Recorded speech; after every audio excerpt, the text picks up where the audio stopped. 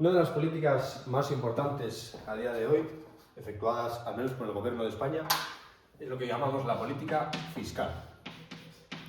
La política fiscal es el juego del Gobierno con el gasto público, las transferencias que hacen las personas y los impuestos que se fijan, con el objetivo de influir sobre la demanda agregada del país, o lo que viene siendo lo mismo, el PIB.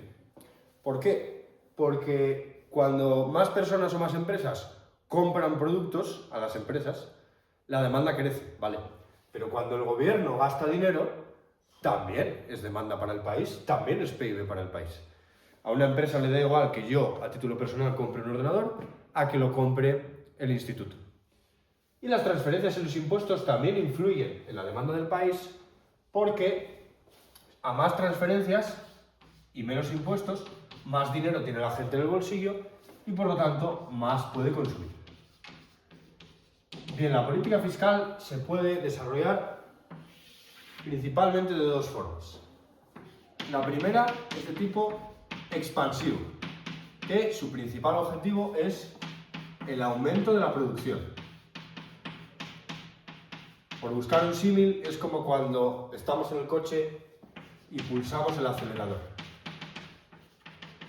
¿Por qué? ¿Cómo se puede desarrollar una política en la que aumenta la producción del país, se expande la producción del país? Pues habría que subir el gasto público, es decir, que el gobierno compre más bienes y servicios, o aumentar las transferencias para que la gente tenga más dinero en el bolsillo y compre más, por ejemplo, más becas, más pensiones, o bajar los impuestos. Lo mismo, si a mí me bajan los impuestos, de lo que yo gano voy a tener más dinero para gastar y voy a comprar más. Una política expansiva entonces se efectuaría de cualquiera de estas tres maneras o las tres juntas. Bien, vamos a colocar el equilibrio macroeconómico y vamos a ver qué ocurre entonces cuando se efectúa esta política. En el eje Y tenemos los precios o la inflación y en el eje X tenemos la producción del país. Si hay más gasto público y o más transferencias y o menos impuestos, la demanda agregada del país aumenta. Porque se quieren comprar más bienes y servicios, ya sea por parte de la gente o por parte del Estado. Entonces vamos a fijarnos en los dos efectos claros que tiene esta política. Lo primero de todos es que la producción aumenta. Imaginaros que es de 1 billón de euros y ahora el equilibrio pasa de A a B y la producción del país ha crecido, pongamos, a 1,2 billones de euros. ¿Cuál es el daño colateral? Que como hay más demanda, también va a crecer la inflación. Imaginaros que los precios estaban subiendo a un ritmo del 2% y ahora van a crecer a un ritmo del 3%. Entonces, principales efectos sobre los objetivos macroeconómicos. Vamos a analizar 4 objetivos macroeconómicos. El primero ya lo hemos dicho aquí, la producción aumenta. El segundo objetivo que se suele proponer cualquier país es el empleo. Pensemos, si la producción aumenta, si las empresas están fabricando más productos, es porque están contratando más trabajadores. Así que esto también es positivo. El punto negativo lo hemos sacado de aquí, que es que la inflación aumenta, lo cual es negativo, porque cuanto más suban los precios, menos voy a poder comprar con mi dinero. Y el último elemento, quizá el menos obvio, es lo que pasa con el presupuesto del Estado. Vamos a fijarnos. La política hemos dicho que se puede efectuar gastando más dinero público o dando más transferencias. En general, dentro del presupuesto del gobierno, los gastos crecen. Y otra forma de efectuarla es bajando los impuestos, es decir, los ingresos del Estado bajan.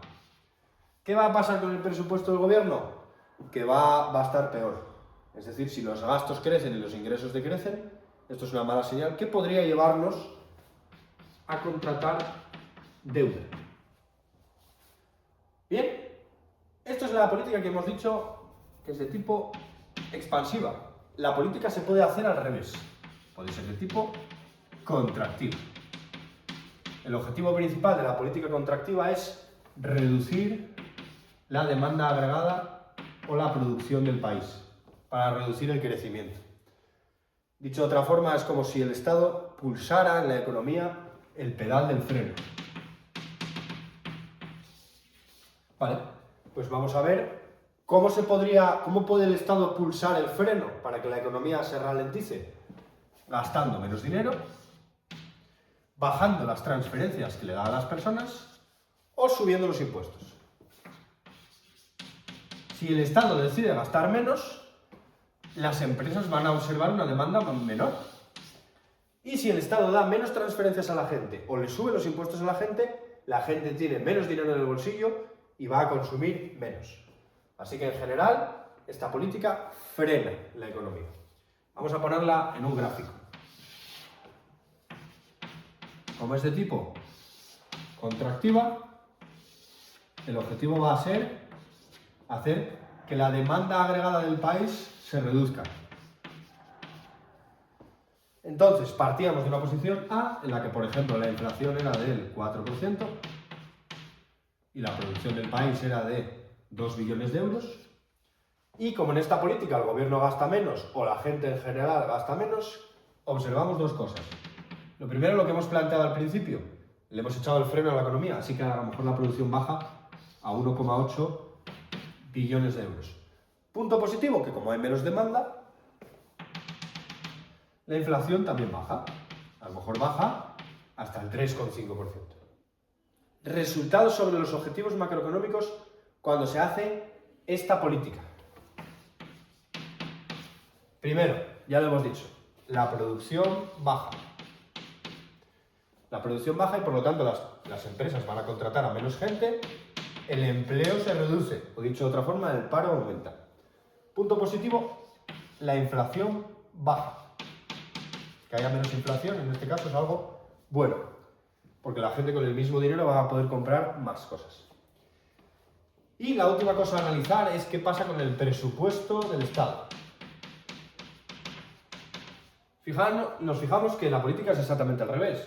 Si el gobierno gasta menos o le da menos dinero a la gente, los gastos del gobierno se reducen. Y si subo los impuestos, los ingresos que va a tener el gobierno suben. Entonces, el presupuesto del gobierno mejora. Lo que llamamos déficit se reduce. Los gastos van a estar más equilibrados con los ingresos. O incluso puede darse el caso de que el gobierno tenga más gastos que ingresos. Bien, entonces, observando estas dos políticas, la última pregunta que nos queda hacer es ¿cuándo hacer una política expansiva y cuándo hacer una política contractiva?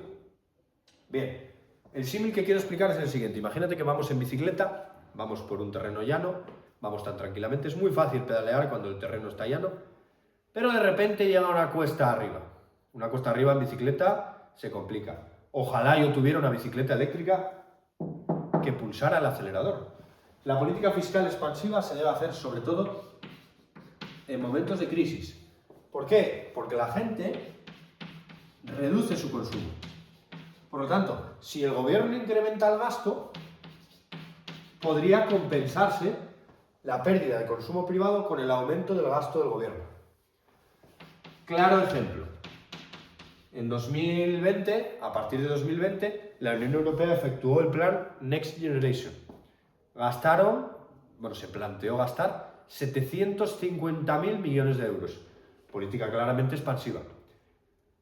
Resultado, la crisis duró menos de un año, la producción creció rápidamente. Problema que pasado un año, un par de años, en 2021 hubo mucha inflación. En España, de hecho, superamos la barrera del 8%. Ahora imagínate que voy en bicicleta cuesta abajo, estoy empezando a coger velocidad. Me quedo sin frenos, si yo freno con la bicicleta y no tengo frenos, me cargo la rueda, me ha pasado. Y si freno con los zapatos, me cargo los zapatos, también me ha pasado. Entonces ojalá hubiera algo que pulsara el freno en mi lugar. ¿Cuándo hay que hacer una política contractiva? Sobre todo en dos situaciones. Cuando hay una aceleración demasiado fuerte de la economía. ¿Aceleración en qué sentido? Que la inflación sea muy alta. Si la inflación es demasiado alta, lo suyo es que se haga una política contractiva. Y el otro motivo que hemos visto ahí es cuando el gobierno tiene demasiado déficit.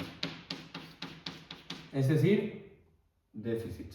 Cuando el gobierno tiene unos gastos muy superiores a los ingresos, hay que usar una política que le eche el freno a la situación para que no haya que pedir tanta deuda.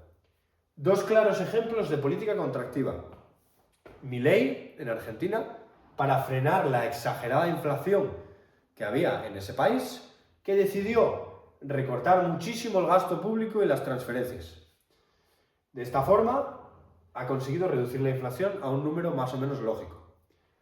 Otro ejemplo, Mariano Rajoy, cuando gobernó a partir de 2011, se encontró con que el gobierno gastaba muchísimo más de lo que ingresaba. Entonces hizo una política para echar freno a la economía y mejorar el saldo del gobierno. Claro, el problema es que fijaros qué gran diferencia hubo entre la recesión de 2008 y la de 2020. En la de 2020 los gobiernos gastaron mucho dinero, sobre todo Europa, problema de inflación. Cuando Mariano Rajoy y antes Zapatero usaron una política contractiva, la crisis duró 5 años, hasta 2013, pero el punto positivo es que durante varios años España tuvo una inflación baja y además el presupuesto del gobierno más o menos volvió a unos niveles un poco más lógicos. De esta forma ahora entendemos un poco mejor cuándo el gobierno hace una política y cuándo hace otra y sobre todo por qué.